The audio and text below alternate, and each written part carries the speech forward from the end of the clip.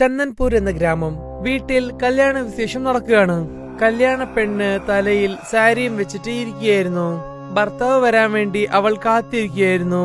പക്ഷേ ചെക്കന്റെ അമ്മ മാധുരി തന്റെ ഇരുട്ടറയിൽ കറുപ്പും സാരി കെട്ടിയിട്ട് ഇരിക്കുകയായിരുന്നു.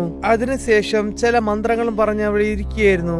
ബ്രഹ്മരാക്ഷസനെ വാ, കല്യാണ പെണ്ണ് റെഡിയായിരിക്കുന്നു, പെട്ടെന്ന് വാ. അപ്പോഴാണ് കല്യാണ പെണ്ണിന്റെ റൂം തുറന്നത്. അപ്പോഴാരോ പാദങ്ങൾ വെച്ച് അകത്തേക്ക് വന്നത്.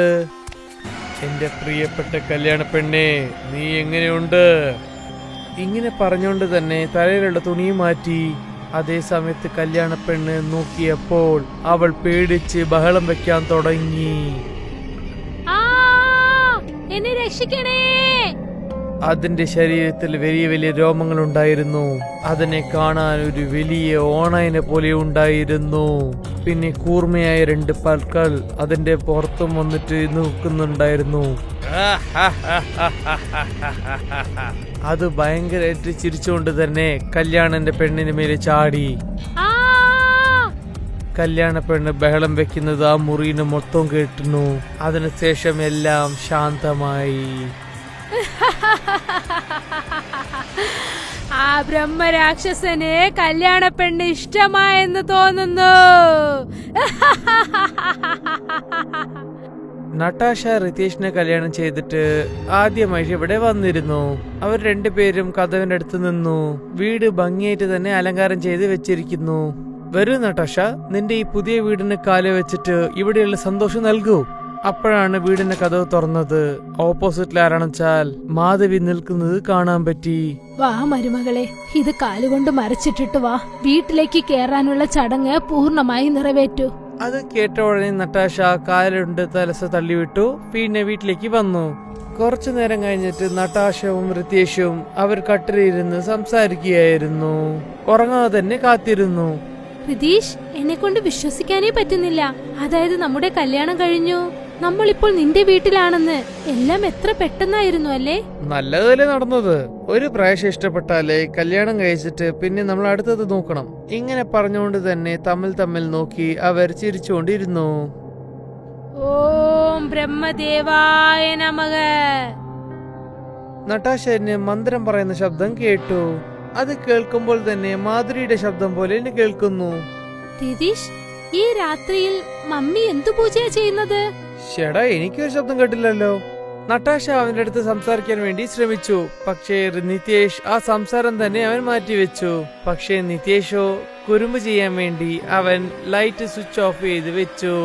കല്യാണം കഴിഞ്ഞിട്ട് കുറച്ച് ദിവസങ്ങളായിട്ട് നിതേഷ് ജോലിയും കഴിഞ്ഞിട്ട് വീട്ടിലേക്ക് വരാൻ വല്ലാതെ വൈകി. ഏകദേശം രാത്രി 11 മണിയായി. പക്ഷേ റിതേഷിനെ പറ്റി ഒരു വിവരവും ഇല്ലായിരുന്നു. അമ്മേ, രതീഷ് ഇതുവരെ വീട്ടിലേക്ക് വന്നില്ല. അദ്ദേഹത്തിന് ഫോൺ വിളിച്ചിട്ടും കിട്ടുന്നില്ല. അദ്ദേഹം എവിടെയാ? എനിക്ക് പേടി തോന്നുന്നു. അവൻ ഇപ്പോ വരും. നീ നിന്റെ റൂമിലേക്ക് പോ. നട്ടാഷ അവന്റെ വരവിന് വേണ്ടി അവൾ അവിടെ കാത്തിരുന്നു. പിന്നെ ആരോ കഥവ് തുറന്ന പോലെ കേട്ടു. പിന്നെ ഒരു വലിയ കാൽ ശബ്ദവും കേട്ടു. നിങ്ങൾ എത്തിയോ? ഇങ്ങനെ പറഞ്ഞുകൊണ്ട് തന്നെ അവൾ എതിർക്കെ കണ്ടത് വെച്ചാൽ നിതേഷ് നിൽക്കുന്നത് പകരം ഒരു വലിയ ഓണായി നിൽക്കുന്നതാണ് അവൾ കണ്ടത്. അവൾക്ക് വായു പോലും തുറക്കാതെ പേടിച്ചു നിൽക്കുകയായിരുന്നു. അവൾക്ക് ശ്വാസം മുട്ടാൻ തുടങ്ങി. പിന്നെ അവളുടെ ഹൃദയം വല്ലാതെ തുടിക്കാനും തുടങ്ങിയിരുന്നു. ഇന്ന് റിതേഷ് വരില്ല. ഇങ്ങനെ പറഞ്ഞുകൊണ്ട് തന്നെ അവളുടെ അടുത്തേക്ക് വരുമായിരുന്നു. അതിന്റെ വലിയ മുഖം കണ്ടിട്ട് നട്ടാശയ്ക്ക് ഒന്നും ചെയ്യാതെ പേടിച്ചുകൊണ്ട് തന്നെ ഇരുന്നു. അതിനെ വിട്ട് അവൾ പുറത്തു പോകാൻ ശ്രമിച്ചു. പക്ഷേ അത് അവളുടെ മേലെ ആക്രമിക്കാൻ തുടങ്ങി. പിന്നെ ഭയങ്കരമായിട്ട് ശബ്ദക്കുറൽ പറഞ്ഞു, ഇനി നീ എനിക്ക് സ്വന്തമാണ്. ഇത് കേട്ടപ്പോ തന്നെ അവൾ പേടിച്ചുകൊണ്ട് വലിയതായിട്ട് ശബ്ദം ഉണ്ടാക്കി. പിന്നെ അവൾ മയങ്ങിയും വീണു. പിന്നെ അവൾ കണ്ണു തുറന്നു നോക്കിയപ്പോൾ അവൾ നല്ല ഇതായിട്ട് ബെഡിൽ കിടക്കുകയായിരുന്നു. റിതേഷ് അവളുടെ അടുത്ത് ഇരിക്കുകയായിരുന്നു. പിന്നെ മാധവിയും അവിടെ തന്നെ നിൽക്കുകയായിരുന്നു. റിതീഷ്, നിങ്ങൾ എവിടെയായിരുന്നു? അങ്ങനെ പറഞ്ഞുകൊണ്ട് തന്നെ അവനെ കെട്ടിപ്പിടിച്ചിട്ട് അവൾ വല്ലാതെ കരയാനും തുടങ്ങി. എന്ത് പറ്റി നട്ടാഷ? നീ കാര്യം എന്താ പറ. നീ എന്തെങ്കിലും പേടിച്ചിരിക്കുന്നത്? അവനെ കാണാൻ ഭയങ്കരമായിരുന്നു. അവനൊരു മനുഷ്യനുമല്ല, ഒരു മൃഗവുമല്ല. എന്നെ കൊണ്ട് പറയാനേ പറ്റുന്നില്ല. അത് ഇത്രയും പറഞ്ഞിട്ട് അവൾക്ക് അതിനു മേലെ പറയാൻ പറ്റിയില്ല. പിന്നെ അവൾ വീണ്ടും റിതീഷിനെ കെട്ടിപ്പിടിച്ച് കരയാനും തുടങ്ങി. ഇവൾക്കൊന്നും പറ്റിയില്ല.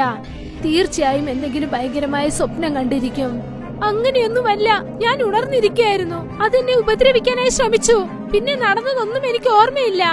റിലാക്സ് നട്ടാഷ, അതൊരു സ്വപ്നം എന്ന് വെച്ച് നീ കളഞ്ഞേക്ക് വിട്. നട്ടാഷ എന്തോ അവന്റെ സംസാരം കേട്ട് അവൾ നിർത്തി. പക്ഷേ അവൾക്ക് എന്താണെന്ന് വെച്ചാൽ ഇവരൊക്കെ ചേർന്ന് എന്തോ നാടകം ചെയ്യുന്നുണ്ട് അവൾക്ക് മനസ്സിലായി. അന്ന് രാത്രി തന്നെ മറ്റൊരു സംഭവം സംഭവിച്ചിരുന്നു. രാത്രി 3 മണിയായിട്ടുണ്ടാവും. നതാഷയ്ക്ക് ചലങ്ങ ശബ്ദം ജൽ ജൽ എന്ന് കേൾക്കാനും തുടങ്ങി. അതിനുശേഷം അവളുടെ ഓർക്കം പോയി. അത് കണ്ടപ്പോൾ നിതീഷ് വളരെ ശാന്തമായിട്ട് ഉറങ്ങുകയായിരുന്നു. അവനെ വിളിക്കാതെ തന്നെ അവൾ വളരെ ശാന്തമായിട്ട് കാൽ തറയിൽ വെച്ചു. പിന്നെ അവൾ ആ ശബ്ദം കേട്ട് തന്നെ മുറിന്റെ പുറത്തേക്ക് വന്നു. ആ ശബ്ദം കേട്ട് തന്നെ പിന്തുടർന്നു പോയി. അവൾ വീടിന്റെ ഗാർഡന്റെ അടുത്തേക്ക് അവൾ പോയി കഴിഞ്ഞു. അവൾ കണ്ടത് എന്താണെന്ന് വെച്ചാൽ ചുവപ്പ് സാരി അണഞ്ഞ് ഒരു പെണ്ണ് അവളുടെ മുമ്പിലേക്ക് നടന്നു പോവുകയായിരുന്നു. നട്ടാഷ അവളെ പിന്തുടർന്ന് തന്നെ വളരെ ദൂരമായിട്ട് പോയിക്കൊണ്ടിരുന്നു. പിന്നെ പെട്ടെന്ന് ആ പെണ്ണ് നിന്നു. പിന്നെ അവൾ നട്ടാഷയെ തിരിഞ്ഞു നോക്കി. അവളുടെ കണ്ണുകൾ ചുവന്ന നിറത്തിൽ പളപളന്ന് ജ്വലിക്കുകയായിരുന്നു. ആരാ നീ? ഞാൻ രതീഷിന്റെ ആദ്യത്തെ ഭാര്യയാണ്. നീ ഇവിടെ എന്താ ചെയ്യുന്നേ? എന്റെ കയ്യിൽ ഒരുപാട് സമയമില്ല, അതിനകം അതിവിടെ എത്തും. ആര് വരുമെന്നാ? അതാ ആ രാക്ഷസൻ. ഇന്നലെ പോലും നിന്നെ ഉപദ്രവിച്ചില്ല അവനാ. ആരാ അവൻ? എന്താ സത്യം പറ. മാധുരിക്ക് സ്വന്തമായി കുട്ടികളില്ല. തനിക്കൊരു കുട്ടി വേണമെന്നതിന് വേണ്ടി അവളെല്ലാം ചെയ്തിരിക്കുന്നത്. പക്ഷെ എന്നാലും അവൾക്കൊരു കുഞ്ഞു പോലും ജനിച്ചില്ല. അതുകൊണ്ട് അവൾ തന്റെ ആഗ്രഹം നിറവേറ്റാൻ വേണ്ടി മാന്ത്രിക ലോകത്തിലുള്ള ബ്രഹ്മരാക്ഷസനെ പ്രാർത്ഥിച്ചു. ആ ബ്രഹ്മരാക്ഷസൻ ആദ്യം ചെന്ന് അവളുടെ ഭർത്താവിനെ കൊന്നുകളഞ്ഞു. പിന്നീട് അവളെ ഒരേ ഒരു ദിവസം തന്റെ വേറെ ലോകത്തിലേക്ക് കൂട്ടിക്കൊണ്ടുപോയി. അവൾ അവിടെ നിന്നും തിരിച്ചു വന്നപ്പോൾ കുറച്ചു മാസങ്ങൾക്ക് ശേഷം അവൾക്ക് രതീഷ് ജനിച്ചു. എന്നുവെച്ചാൽ രതീഷ് ആ ബ്രഹ്മരാക്ഷസന്റെ പുത്രനാണോ? അതായത് ഒരു രാക്ഷസൻ.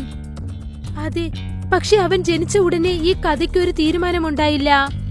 ബ്രഹ്മരാക്ഷസൻ ആ മാധവിയോട് ഒരു വാക്ക് ചോദിച്ചു. രതീഷിന് 18 വയസ്സായതും അവൻ കല്യാണം കഴിക്കുന്ന ആദ്യത്തെ 3 ഭാര്യമാരെ ബ്രഹ്മരാക്ഷസന് നൽകണമെന്ന് വാക്കുവാങ്ങി. അവന്റെ ആദ്യത്തെ ഭാര്യയെ ബ്രഹ്മരാക്ഷസൻ തന്റെ സ്വന്തമാക്കി. പിന്നെ രണ്ടാമത്തെ ഭാര്യ ഞാൻ. എന്നെയും രതീഷ് കല്യാണമായ ആദ്യ ദിവസം തന്നെ ആ ബ്രഹ്മരാക്ഷസന് ബലി നൽകി. പിന്നെ അവൻ എന്നെ കൊന്നുകളഞ്ഞു. എന്നാൽ ഇതിനർത്ഥം എന്താണ്? ഞാൻ അവന്റെ 3ാമത്തെ ഭാര്യയാണോ? എന്നെയും അവൻ ആ രാക്ഷസന്റെ കയ്യിൽ കൊടുക്കുമെന്നോ? അതെ, അതാണ് അവരുടെ തീരുമാനം. പക്ഷെ നിനക്കകത്ത് നിന്നെ തന്നെ രക്ഷിക്കാനായി പിന്നെ അമ്മയുടെയും മകന്റെയും കഥ കഴിക്കാനും ഒരു അവസരമുണ്ട്. പ്ലീസ് എന്നോട് പറ, അത് ഞാൻ എങ്ങനെ തടുക്കാനാണ്? നിനക്ക് അവർ അമ്മയും മകനും രണ്ടുപേരും ഒരു ആചാരപ്രകാരം ബ്രഹ്മരാക്ഷസനെ പടയ്ക്കാൻ നോക്കും. ഒരുപക്ഷെ ആ ആചാരം പൗർണമി രാത്രി ദിവസം ശരിയായി രാത്രി 1 മണിക്ക് അത് ചെയ്തില്ല എങ്കിൽ ആ ബ്രഹ്മരാക്ഷസന് ഒരുപാട് ദേഷ്യം വരും. പിന്നീട് ഇവർ രണ്ടുപേരുടെ കഥയും കഴിയും. ഇങ്ങനെ പറഞ്ഞുകൊണ്ട് തന്നെ നട്ടാഷയ്ക്ക് ആ വിധിമുറിയൊക്കെ പറഞ്ഞു കൊടുക്കുകയായിരുന്നു. പിന്നെ അവനെ തടുത്തിട്ട് എങ്ങനെയാണ് രക്ഷപ്പെടേണ്ടത് എന്ന കാര്യങ്ങളൊക്കെ അവൾക്ക് പറഞ്ഞു കൊടുത്തു. എല്ലാ കാര്യം പറഞ്ഞ് അവൾ അവിടെ നിന്ന് മറഞ്ഞുപോയി. അതിനുശേഷം നട്ടാഷ വീട്ടിലേക്ക് തിരിച്ചു വന്നിട്ട് ഒന്നും സംസാരിക്കാതെ അവന്റെ അടുത്ത് വന്ന് കിടന്നു. കുറച്ചു ദിവസം കഴിഞ്ഞിട്ട് പൗർണമി രാത്രിയും വന്നു. മാധുരി നട്ടാഷയുടെ മുറിയിലേക്ക് ഗ്ലാസ് പാലുമായിട്ട് കൊണ്ടുവന്നു. ഇതാ മോളെ, മഞ്ഞപ്പൊടി ഇട്ട പാല്. ഇന്നു മുതൽ ദിവസവും നീ ഇത് കുടിക്കാൻ തുടങ്ങണം. പുതിയതായി കല്യാണം കഴിഞ്ഞവർക്ക് ഇത് വളരെ നല്ലതാണ്. അത് കേട്ടപ്പോ തന്നെ നട്ടാഷയ്ക്ക് കാര്യം മനസ്സിലായി. ഇതിൽ തീർച്ചയായിട്ടും ഓർക്ക ഗുളിക അവർ വെച്ചിട്ടുണ്ടാവും എന്ന്. കാരണം ഇന്ന് രാത്രിയാണ് തീർച്ചയായിട്ടും ഇവളെ ബലി കൊടുക്കാൻ പോകുന്നത്. അതുകൊണ്ട് അവൾ ആ പാൽ ഗ്ലാസ് വാങ്ങിയിട്ട് അവളുടെ അടുത്ത് തന്നെ വെച്ചുകൊണ്ടിരുന്നു. അമ്മേ, ഇതൊന്ന് തണുക്കട്ടെ, എന്നിട്ട് ഞാനിത് കുടിക്കാം.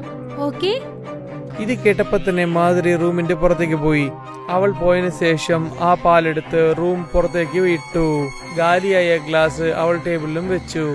പിന്നെ നട്ടാഷ കണ്ണുമൂടിയിട്ട് മയക്കട്ടം വരെ അഭിനയിക്കുകയായിരുന്നു. മകനും അമ്മയും അവരുടെ പണിയും തുടങ്ങി.